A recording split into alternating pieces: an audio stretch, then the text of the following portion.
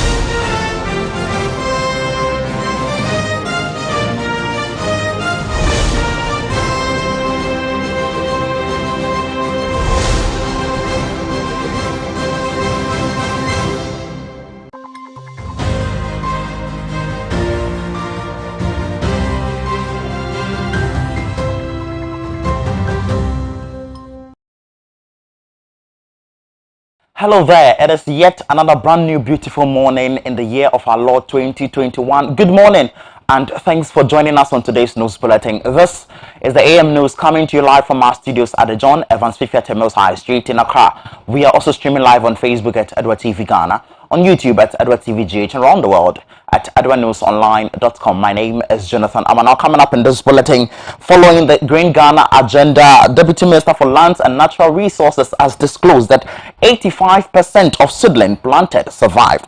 Also in this bulletin, following COVID-19, the Ghana Health Service has cautioned Ghanaians to be vaccinated if they want to be a part of indoor event. And also residents of Uni are crying out loud that their yieldings are rotten as a result of a deplorable road. We have the details to that and more right at the news bulletin. To stay.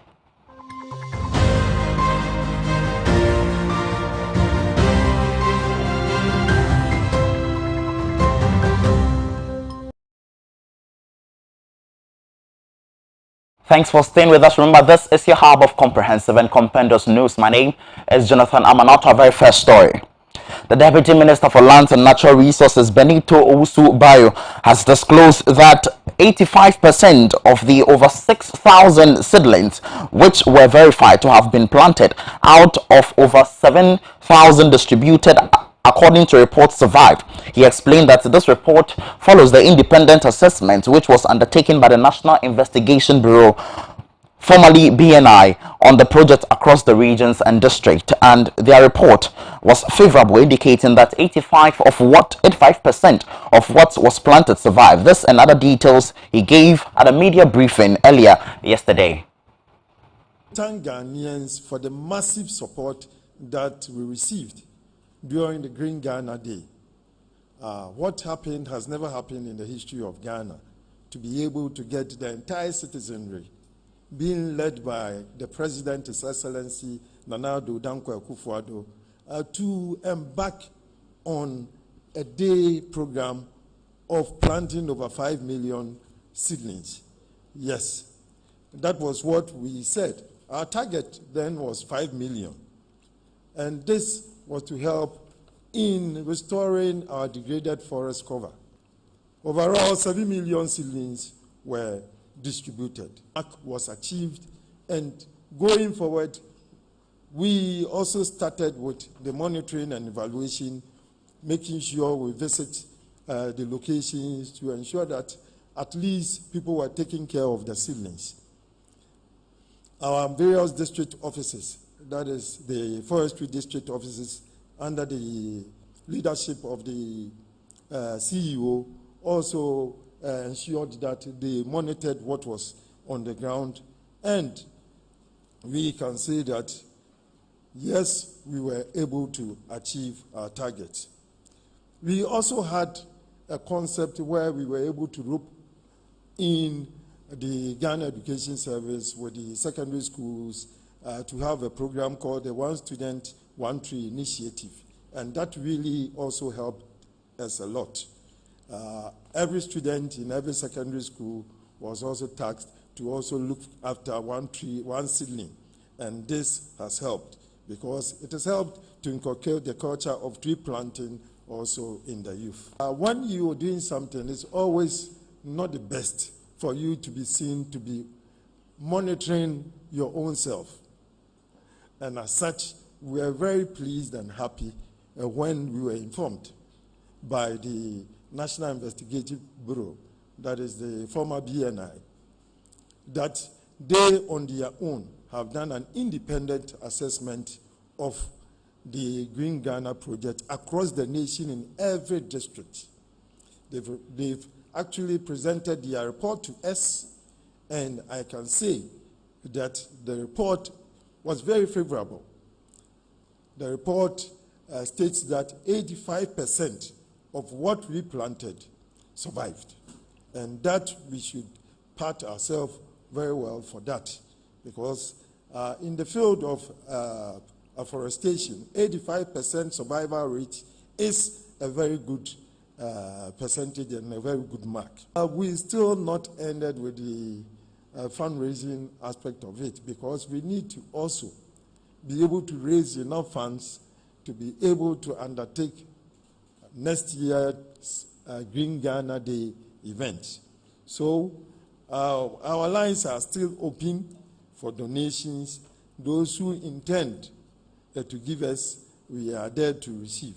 And then we'll make sure that we will use it for a very just cause to help in greening Ghana.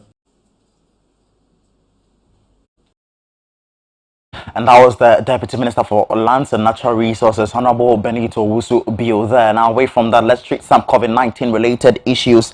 And the Director General of the Ghana Health Service, Dr. Patrick Kumar Abuaji, is encouraging persons who intend to access indoor events during the festive season to get vaccinated. According to him, this is part of measures being implemented to avert surge in cases during the festive season. Health workers, security personnel, government workers, and others are to get mandatory vaccination. Again, the Director General further stated that all health workers, security personnel, government workers, and commercial drivers are expected to get vaccinated.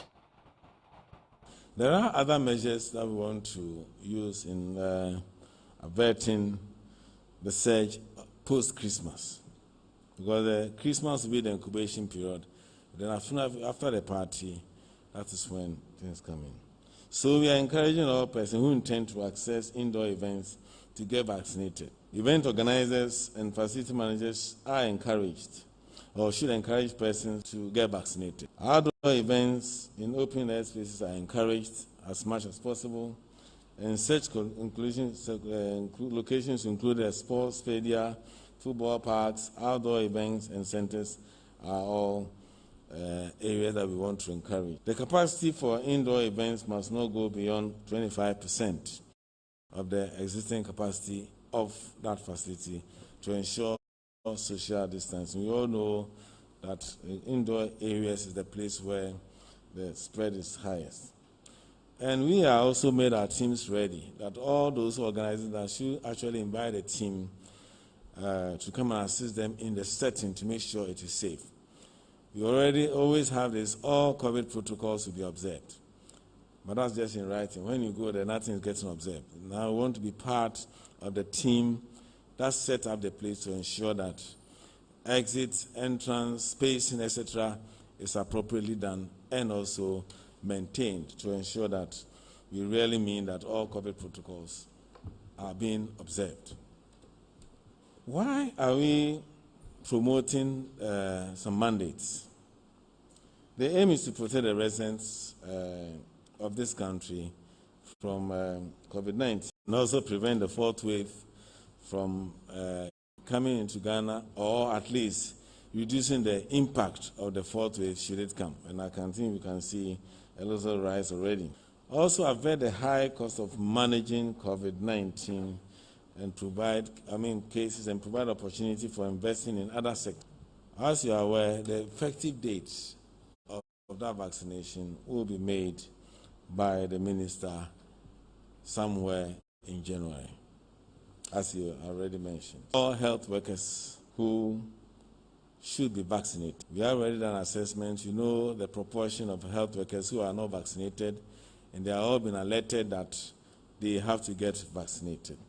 All security personnel should be vaccinated. All staff and students in secondary and tertiary schools should be vaccinated. All government workers or those working in government institutions and parastatals are affected, and all commercial drivers are affected. And to encourage that, that's why we are providing vaccines. As of yesterday, all the taxi drivers and airport drivers are being offered the vaccines to ensure that by the time it comes up, they are all, because they are also at risk. If you see this 484, for those who come in, they are the people who are going to carry them. And so that is one area that we are looking at. There are venues that will be affected. These are the nightclubs, beaches, sports stadium, restaurants, and government offices and hospitals. These are areas that are likely to affect. They're not because if you are a patient, you can go there, but this is more like the people who work there who have to be ensured that they are protected.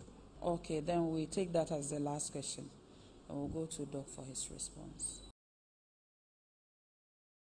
That was Dr. Patrick Kuma Abuaji, the Director General of the Ghana Health Service, encouraging all and sundry to get vaccinated as we get close to the Yuletide. Now, away from that, let's move to the Bono region, where the Honorable Deputy Minister for Food and Agriculture, Honorable Yao Frimpong Ado, and the Member of Parliament for Manson Edubia has announced the minimum cashew producer price for the tree crop season 2022 at Wenchi in the Bono region. It's been projected that the minimum cashew price in the coming year will stand at 5 Ghana cedis. This move, according to the Honorable Minister, will encourage farmers to produce more and also create a standard price for the cash crop. Our regional correspondent, Nanaba Asamwa, comes through with the next report. Deputy Minister for Food and Agriculture and MP for Mansour Dubia, Honorable Yao Frimpong Ado, has announced the minimum cashew producer price for the 2022 tree crop season at Wenchi in the Bono region. It has been projected that the minimum cashew price in the coming year will stand at 5 Ghana cedis. Honorable Yawado said the price for cashew production in 2022, with its minimum price of 5 Ghana cedis, will encourage farmers to continue to produce with a standard price provided by government. He stated that the Tree Crop Development Authority, in sync with the agric industry, will provide solid raw material-based industrialization, develop rural economics, and assist in the structural transformation of the national economy. Private sector individuals have had a field day over the years. And what we did today was not competition. A lot of the farmers over the years have petitioned the ministry that stated that no, they also need some minimum price regulation like that. And by the grace of God, this is the day that we had that occasion. And as I mentioned, a lot of stakeholder consultation took place before we came by this. And actually, not everybody will be happy. You know that there are some private individuals who purchase cashew, and they also work with some of these farmers, and they will influence them. Say, no, we can give you 8 CDs, 10 CDs, and all that. But when you look at the world market space and you want to help your farmers, the generality of them, you have to set that minimum price. Maybe it's some lack of understanding, because what we are saying is a minimum price that nobody can sell below. Even last year, some people sold some at 2 cities. We don't want that 2 cities to happen. So we did a lot of comparative analysis and came up with this new price, which, as a beginning, we said they should take it like that. And then we are going to work on it. And anytime there's a minimum. So anytime there's good price out there, you should know that naturally it will go up. If you didn't set a ceiling price, you see the minimum price that people cannot sell below. Yes, but they were expecting. That's what I'm telling you. The CEO of Tree Crop Development Authority, Honorable William A. Quito, also explained that cashew production is very important for the country and therefore pleaded with farmers to accept the price announced. He said this is the first time government has announced the price of cashew production since the board was established. That came from a group of cashew farmers as put by the father, who kept knocking at the door of Parliament and all stakeholders who matter that they need a board at that time, that they need a board, just like Cocoa Board, to regulate and develop the factory sector. At the same time, oil palm, mango, coconut, rubber were all also putting up the same agitation. So when MP came to power, or when MP was planning to contest in the 2016 election, we put this in our manifesto that when we come, we're going to ensure that we have such an authority or such a body to control and regulate these crops, so that they will mimic all the activities that we have in Cocoa Board. So on this date of the 9th September, when the president was launching this authority, he gave us a mandate, and let me call it a target.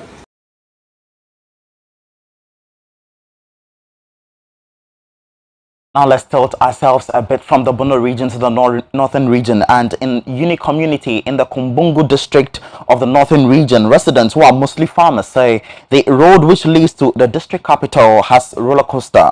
The road has no tar or gravels, making vehicular movement and motorbikes very challenging. This, they say, has affected the transportation of farm produce from the community to other places for consumption and sales. Our Northern Regional correspondent Nuruddin Ibrahim has more in the following report. Residents of the Yoni community in the Kumbogo district of the Northern Region, who are mostly farmers, are complaining of post-harvest losses as a result of poor road network. The road, which leads to the district capital, has become a roller coaster ride. The road has no tar or even gravels, making movements of vehicles and motorbikes very challenging. This, they say, has affected the transportation of farm produce from the community to other places for consumption and even sales. One of the elders of the community, Imba Al-Hassan, speaking to Adra News, registered their frustration, indicating that they feel marginalized.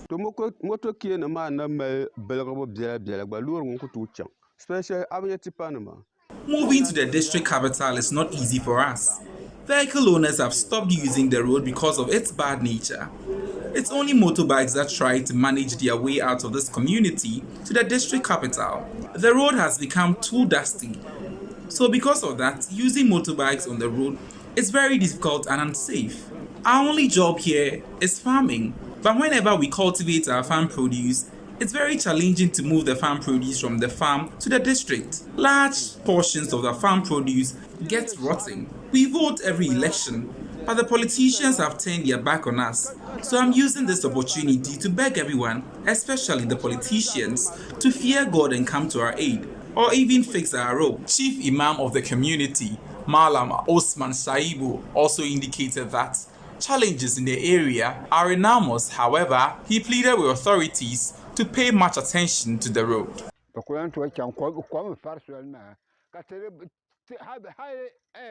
During the raining seasons, we hardly move from this community to other districts. The road becomes slippery and rough with water taking over, so we are appealing to government to come to our aid.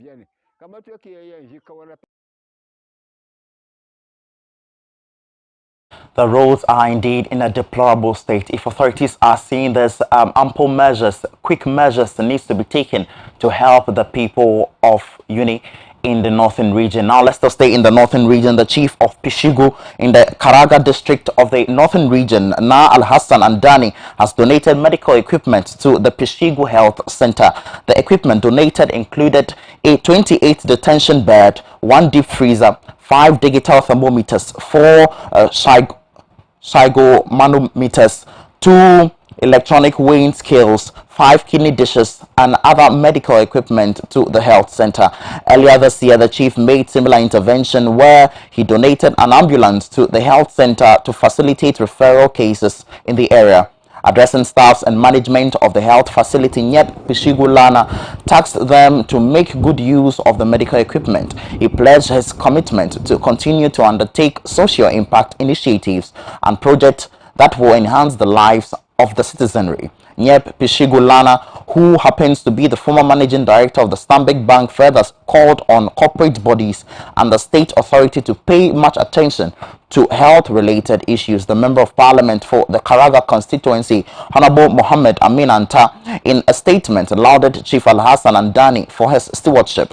This is yet another demonstration of the sterling leadership of Na Al-Hassan Andani and the love for his people. Sir, the people of the Karaga constituency are grateful for your continuous support to the improvement of their well-being, the statement read.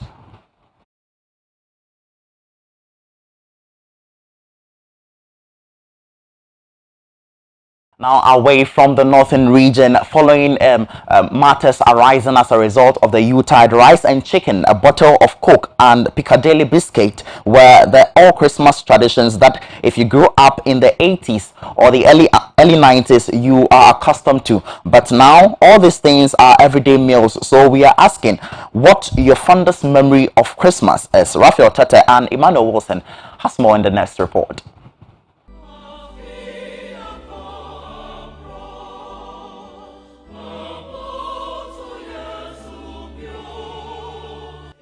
The season of Christmas comes with its own aura, this ranging from colorful atmosphere, lights and good Christmas carols. These soft melodies has a tendency of melting the hardest of all hearts. A Christmas carol is characterized with lyrical sequence that speaks directly or indirectly to the birth of the Messiah. An estimated 9 over 10 children born to Christmas parents can sing at least one carol. However, with the passage of time, Christmas celebration has veered off the normal tangent of celebration with the advent of technology. The traditional way of celebrating this season is gradually fading away, and this includes passing of gifts to neighbors, Christmas postcards, and even families rehearsing Christmas carols have become a thing of the past. We took to the streets of Accra Central Business District to ask some Ghanaians what their fondest memory of Christmas was, and here is what they had to say.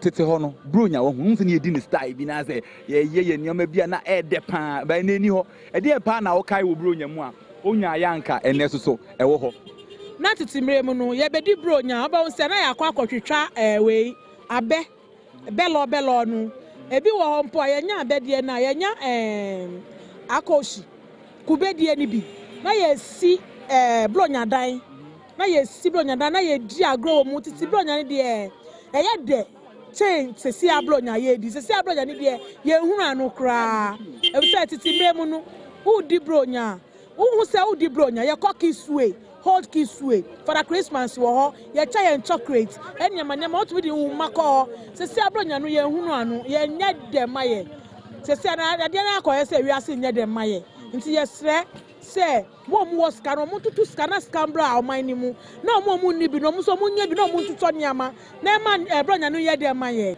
bronya nyum a ye ni mu wo ye nkran kasa mu se bronya mi ba mami ba e no kwe ha mi bronya mi ba papa ba e no kwe ha mi na ye tu se bronya ba ma beto bibi ama mi bronya ba papa se beto bibi ama se si ade bronya na enya de e na nkra so aba no so fo nti omani abi a chen omani abi patch you say sa phone no mu ko phone mu internet so ni nyama no ama nkra na ni abia che say no sipa blonya belo dan kra obeka say enye sa na titimrem no sa na yesu yedi nu me da nyama say afi akọ na afi sambeto yembio nti yele nyakopon ase nti afi akọ afi abo ni na ni nyakopon meda wasio yehuwe meda wasio nyakopon meda wasio safia kwa betunio ti meda wasio amen nyakopon amen oh kwa verse Christmas kan te no re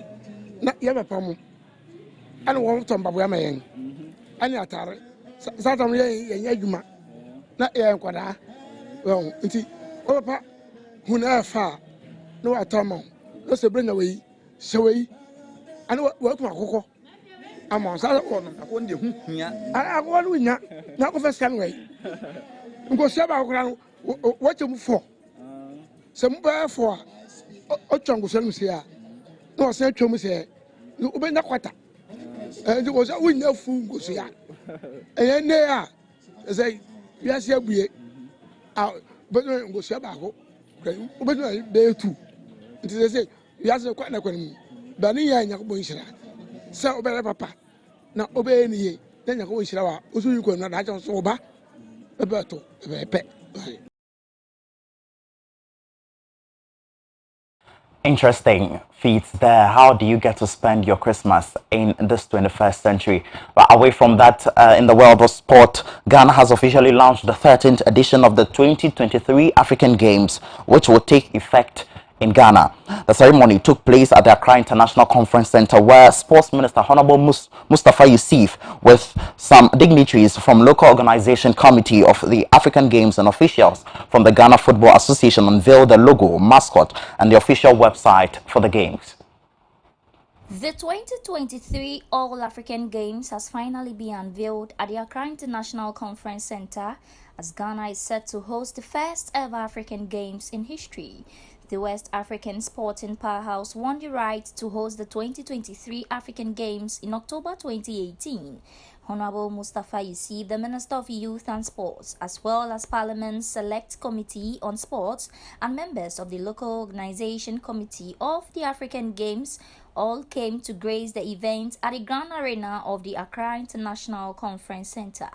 The 13th edition of the African Games will see the University of Ghana Sports Stadium set to be the center of the game, as the Boteman Sports Complex will have some auxiliary facilities like swimming pools to support the games. The Boteman Sports Complex was initially scheduled to be the center of the games, but construction works were disrupted by the COVID-19 pandemic. This will be the second time in history that the games will be decentralized, in the process that started in the previous edition held in Morocco.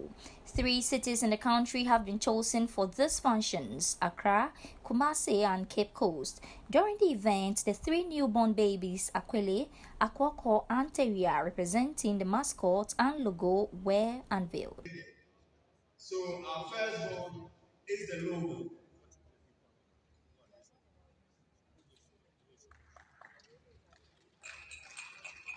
Thank you so much. In our participate, give birth to triplets. The firstborn, the name we give to the firstborn is Akwele. So we name our mascot as the logo Akwele. That's our first one. Thank you, Honorable Minister. Our second born is in our tradition again, the Ghana tradition.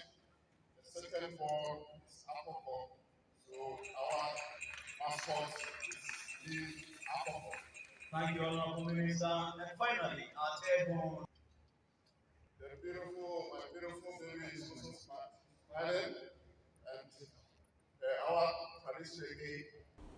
The executive chairman of the local organization committee, Dr. Kweku Ofosu Asari, during the ceremony confirmed that there will be regionals and national competitions in January to recruit more athletes. What do we want to do in the coming days? The LOC intends to organize regional and national competitions to unearth talents to build Team Ghana. The President, His Excellency Nana Addo Dankwa Akufo-Addo, has charged us to ensure that we build a very strong Team Ghana. So from January to March, we will have this exercise to select district and regional athletes for Team Ghana. Then in May the same year, we'll have the national competition, 16 regions, plus the 3 CISA institutions, making it 19 competitions, 19 teams, I should say, and the competition will take place in Kumasi. Sports Minister Honorable Mustafa Yusuf, on behalf of the President, His Excellency Nana Addo Dankwa Akufo-Addo, said that Ghana will host the best ever All-African Games coming up in 2023. As far back 1965, the first African Games. Thanks for choosing Adwa News. On that very note, this is how far I would come to you with today's edition of the AM News, right from our studios at the John Evans Fifiate Mills High Street in Accra. For more news, do well to log on to our website on adwanewsonline.com. Until then, my name is Jonathan. Have a safe morning and enjoy the rest of our programs.